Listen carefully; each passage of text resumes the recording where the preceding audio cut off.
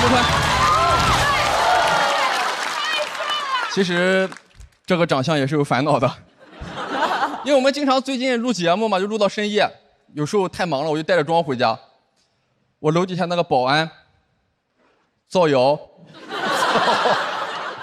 说我从事不正经的行业。最近我都是在棚里卸干净了再回家，他又在传，说我最近生意不好。这还不是最倒霉的，最倒霉的是我最近被诈骗了。因为我也不是第一次被骗了，以前我去陕西那边看了个兵马俑，都遇上了个假的，有好多埋了一半的兵马俑，导游告诉我们，游客可以亲自参与挖掘。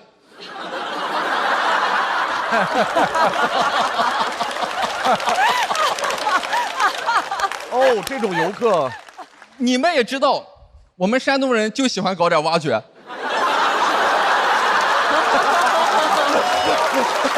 没听懂，挖掘机。哦。忍不住下去挖了几下，上来之后导游说体验费200。那时候在反省自个儿，就自个儿的原因，社会经验不足，因为人家特别明显的提示过我们，带我们去看的是兵马俑坑。最背的是，当天晚上还入住了一个兵马俑主题酒店。那个酒店的特色就是你睡在床边上，一边杵了6个兵马俑。那么多双眼睛盯着你，根本睡不着觉，逼到没办法了，就找了支笔，把他们都改成了斜眼，然后第二天赔了1200。然后我觉得我的防骗意识就上来了嘛，因为我们4大的 group 天天在一块写稿，只有我没跟着呼兰炒股，我就觉得我可以了，我甚至能扛住熟人作案。结果最近还是被人在游戏里边诈骗了。我玩的是一款叫 QQ 自由幻想的游戏，是一个超女时代的游戏。那个游戏现在里边都是中老年玩家，我们给游戏官方提意见，都是希望他们把游戏字体调大一点。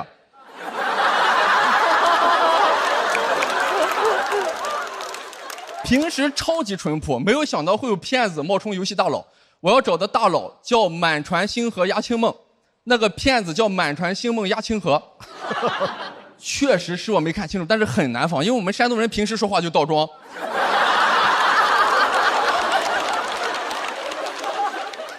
我的元宝、坐骑、衣服、裤子全被骗光了，就裸着站在游戏里边最繁华那条大街上。新手也是有新手装的，你光着一看就是被骗了。没有人会怀疑说，哎呀，这个人就是太热了。然后气得我就在游戏频道里边骂他。我虽然会各种修辞方法，我能骂他天花乱坠的，但是那一刻我选择了最原始、最泄愤的骂法，然后就被禁言了。气不过，我又跑到游戏论坛去骂官方为什么不把游戏字体调大一点。那些游戏装备加起来差不多有1万块钱左右。然后我就赶紧打电话报警，但是你们知道吧，人在那种状态下是语无伦次的。我打电话我说，警察同志，有个人骑着我的兔子跑了。警察说，你沉住气说，请问你是喝酒了吗？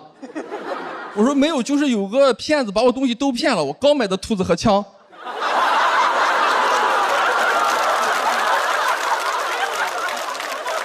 警察说兔子不重要，你主要说说枪的事。后来说清楚了，警察说一会儿有专门的反诈民警上门。我们家还挺乱的，我怕反诈民警认识我，我就赶紧收拾东西。但没想到警察出警太快了，一开门来2位警察说，哎，你们家报的不是被诈骗吗？怎么像入室抢劫呢？然后问我说被骗了多少？我说差不多1万多块钱吧。我媳妇儿说，你哪来的1万多块钱？我瞬间就知道了为啥贪官被偷了不敢报警。然后我媳妇儿就跟警察一块查。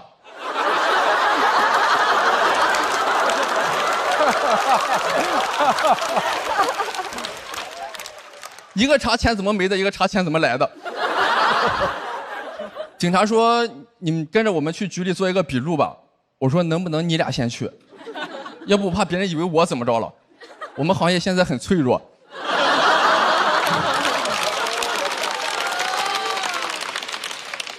然后警察说没事儿，刚到楼下，那个保安说终于落网了。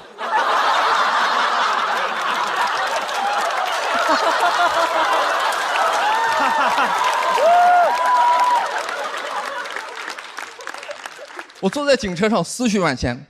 我那天特别能理解被草船借箭时候曹操的心情。诸葛亮这个大骗子，当时就是欺负曹操没看清楚，骗了人家10万支箭，把人家装备全骗光了，而且多贪婪，一面插满箭还要插另一面，正面装完还得倒装。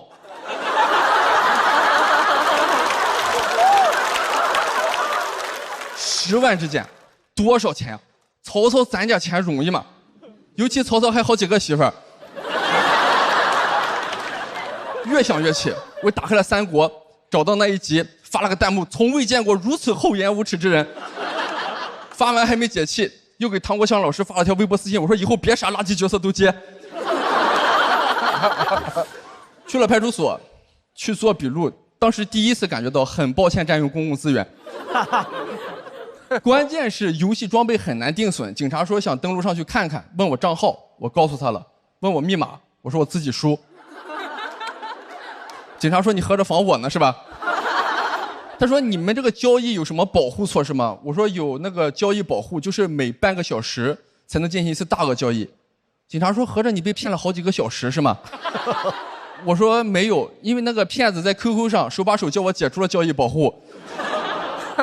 警察说那别的保护措施呢？我说也有，我让他说中国人不骗中国人。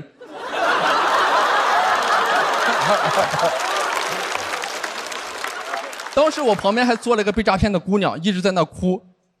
听我讲完受骗经历，她开始笑了。她说你好笨呀。但是幸好报警报的早，警察和游戏公司一块冻结了骗子的账号，我大部分装备也被保住了。我和骗子的聊天也截止到了你们有超过1天未互发消息，小幸运已熄灭。其实这2天一直在纠结讲不讲这个事儿，我怕我讲了这个事儿，全天底下的骗子都知道我好骗了，都来骗我，然后跟脱口秀观众一样发一个打卡孟川成功。但是现在想明白了，你们看过《三体》里边的黑森林法则吗？就是你主动暴露坐标，有人盯着我，但是他们一旦出手，也会被人盯上。我愿意给反诈工作打窝。谢谢大家，我孟川。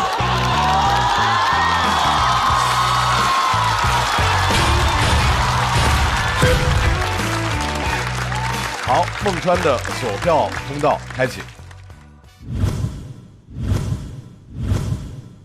再次掌声送给孟川。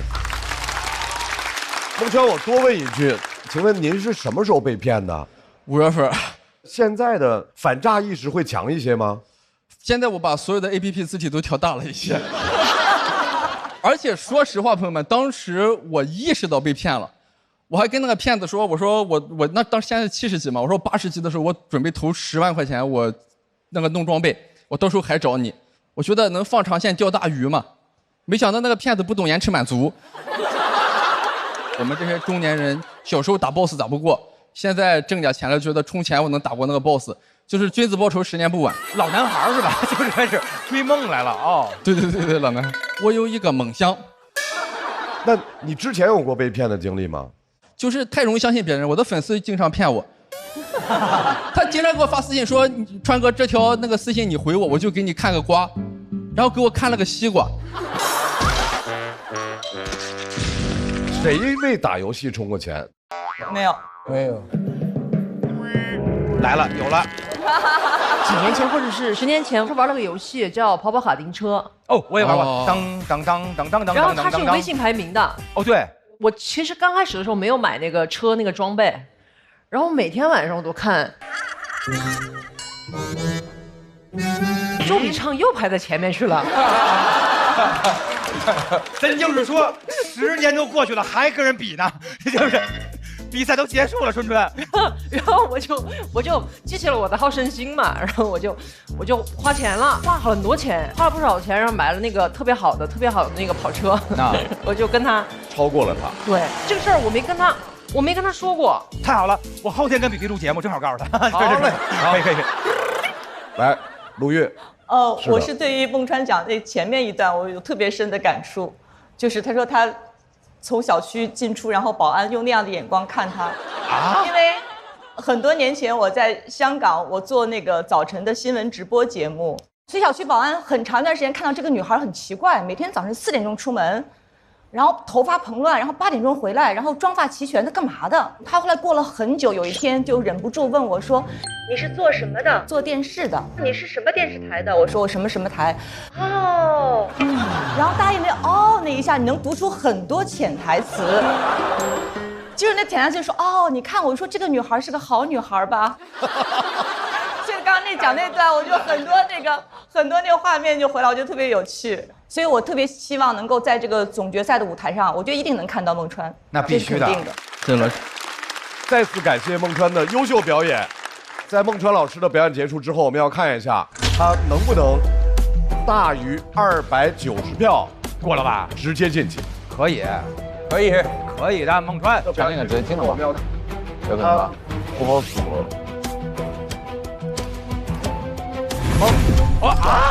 还差一点吗？哦，差一点。哇，这谁个抽球吧，真抽球吧。因为孟川来自于毛祖，所以我们盾阵营要有朋友选择开启抢麦倒计时。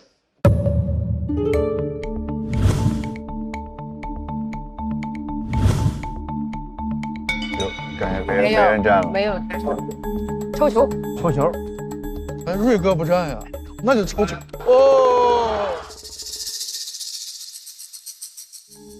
哎，瑞哥不站呀，那就抽球。哦。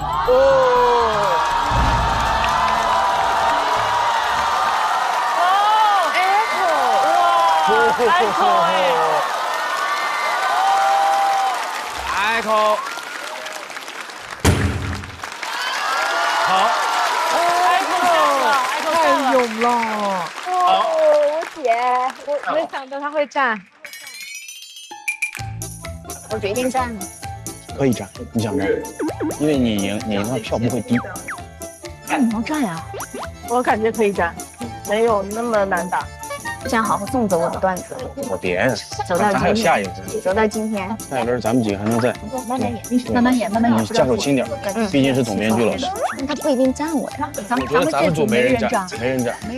我不站，我肯定不，我等到最后。那我要挑战他。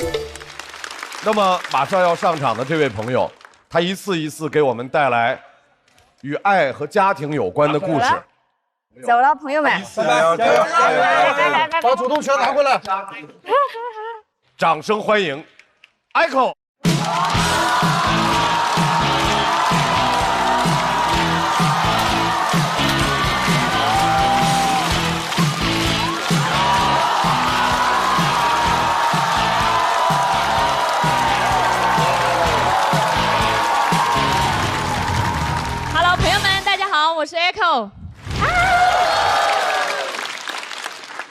今年我整个夏天都待在上海，我觉得上海的男生穿搭还比较潮，他们喜欢叠穿哈，但我们那边的男生呢，还是走极简啊。因为很多次我特别想问他，我说 Hello， 帅哥，我注意你很久了，对你刚才在那儿蹲下的时候，对你有没有发现你屁股给我露出来了？你的风格到底是极简风还是后面有风？那么重要的部位露出来，你们不要命了？哎，但是我也能够理解，你们敢露，是因为你们信任这个世界。不会有一天我在路上我走着，我发现屁股沟。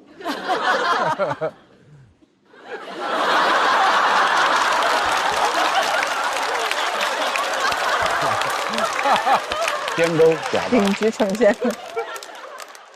这个世界对我们不一样，你们男生可以随意下蹲。那天我上网，我竟然发现有人还在教我们女性如何优雅下蹲。有没有看过那种视频？一个穿旗袍的女生走在路上，东西掉了，正准备弯腰下去捡，突然一个女生出来说：“你给我等一下。”我唱着他乡忆故事。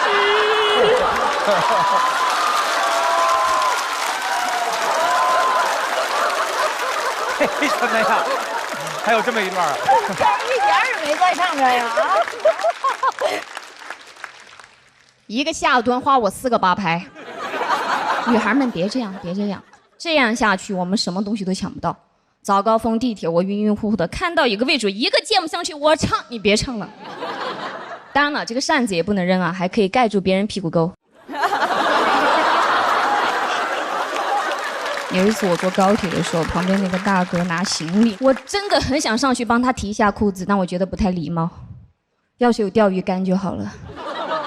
哎，我就在想，是不是你们只要自己看不见，你们就可以当危险不存在？难道这就是你们男人的勾股定理？不要误会我，不要误会我，我不是想在街上去看男人的屁股沟。但我走在路上，我总能看得见。我就在想，为什么？后面我想通了，我觉得这是一个哲学问题，真的。因为当你凝视深渊的时候，当然了，不要误会我啊，我是想让男人不露屁股沟啊，不是说我想争取露屁股沟的自由。不要误会，我不希望节目播出之后收到私信说在吗？看看屁股沟。这个世界对我们不一样，你们信任这个世界，但是我们好像不太信任这个世界。我对我自己的身体都不太信任，比如说月经，月经是女性子宫内膜的周期性脱落，但是我们所有女人都知道她的脱落没有任何周期，她乱来。第一天感觉要来没来，第二天感觉要来没来，第三天老子不管了来了。哎，关键是那几天也要提前垫卫生巾，卫生巾是很贵的。上天能不能重新设计我们的身体？真的，我觉得月经啊就应该按财产分配，真的。有钱的女的多来几天，算了，有钱的男的也来，资本就得流血。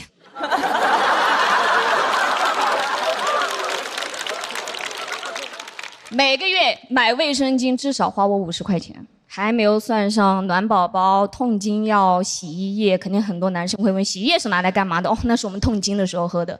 对。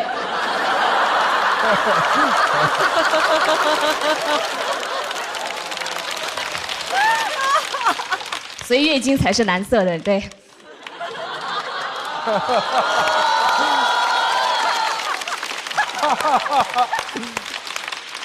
有一天我发现我13岁来月经。买卫生巾花的钱，跟我30岁一模一样，但我13岁没那么多钱，是不是上天设计我们的身体又设计错了？真的，能不能我13岁就绝经，60岁迎来初潮，60岁正是来月经的好年纪。我跟你讲，那一天我都大大方方发微博，我说老娘来了，月经和退休金都来了。下面还要加一个标签哈，关爱初潮老人。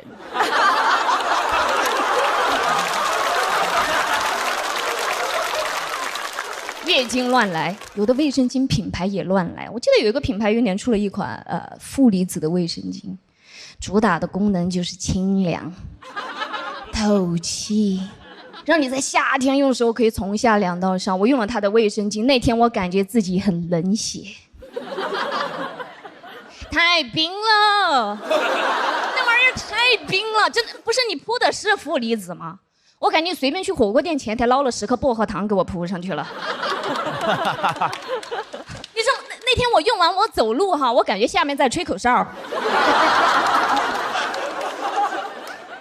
我从来没有因为月经而请到过假，从来没有。你们不觉得很奇怪吗？一个人类可以因为身上任何一个洞流血而请到假，月经不行。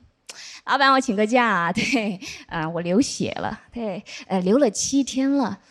你哪里流血了？我下面流血了，无人在意，跟你们现在的反应一模一样，无人在意。所以我觉得上天设计我们的身体又设计错了，真的。我觉得月经它不应该从我们的下面流出来，真的。我觉得最好，真的最好，可以直接从鼻孔里面飙出来，真的，每个人都看得见了。我飙7天鼻血。我还在那里讲 PPT， 老板都看不下去了。老板说：“哎可，你没事吧？为什么你有个鼻孔流血流那么多？”说对不起，老板，我侧漏了。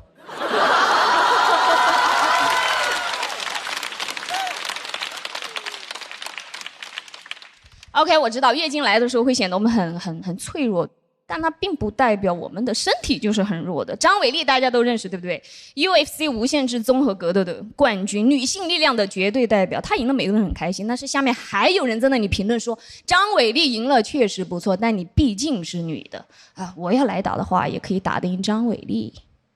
你要去打张伟丽，你先把你的裤子提一下吧，真的。我可以这么跟你说，张伟丽可以边来月经边打你。谢谢大家，我是 Echo。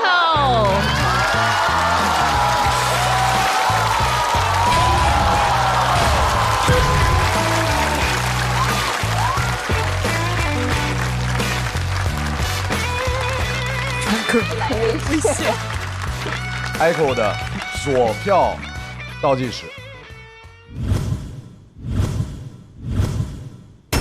再次掌声送给 Echo。谢谢。Echo 讲从头到尾都非常好，情绪非常饱满。前面讲到屁股沟，那其实讲的就是一个身体的边界是社会的边界。就这个边界特别重要。对，其实我讲这个并不是说想要吐槽男性，但我会觉得这个世界它营造了一个对男性更安全的环境。我们在这边还要避免走光、安全裤、打底裤什么的。其实我是觉得这个社会的整个营造的氛围和结构是有问题。我想吐槽整个的社会氛围。你的脉络其实是一脉相承的，它中间是有关联的，就是因为我们女孩都很难想象，其实你从小到大，首先成本真的很高。包括其实从小到大，我认为那2天疼痛是常态，好像它是我的一个生活常态，我没有想过我可以有别的选择。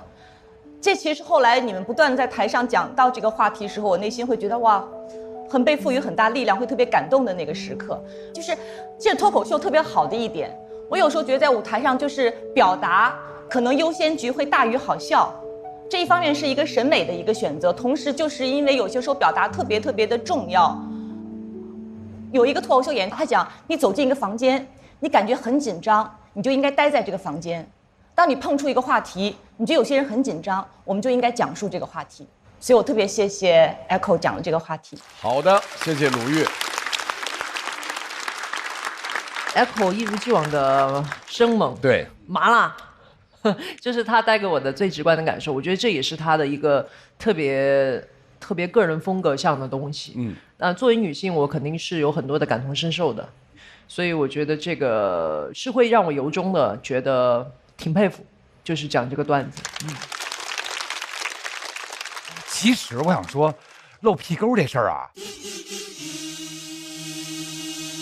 我也看见过大哥露屁沟，然后那种大哥一蹲下，蹲太快，裤衩没跟上，你知道吧？然后是这事儿都会碰见过，然后但是说总是会，然后鲁豫老说，然后拓宽边界，让我们想的更多，然后想的更多的时候就能够照顾到别人感受更多，然后这是值得学习的。谢谢你的表演，谢谢啊，谢谢。我特别激动是，这是我无论是线下的视频还是在那个节目中的表演，这是第一次看到 Echo 讲了一个让大家毫无心理负担，能放肆的笑出来的这么一次。因为你原来那些原生家庭的那些故事，总是掺杂着足够多的伤感，同情你的同时又不敢很放松的笑。今天你这个虽然尺度很大，也依然像往常一样犀利，但是让我们笑得毫无心理负担。我觉得这对你是一个很大的突破，非常好。谢谢老师。好，谢谢 Echo 的表演，我们也要把受骗的孟川重新请回台上。在孟川和 Echo 的表演结束之后，都打满了4灯。观众投票结束之后，孟川和 Echo 他们的得票情况是：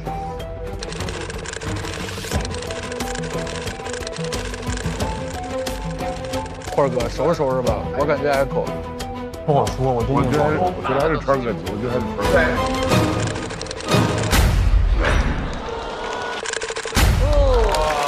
孟川279票，顺利晋级。Echo， 你的票数也非常高，245票，要进入到待定区。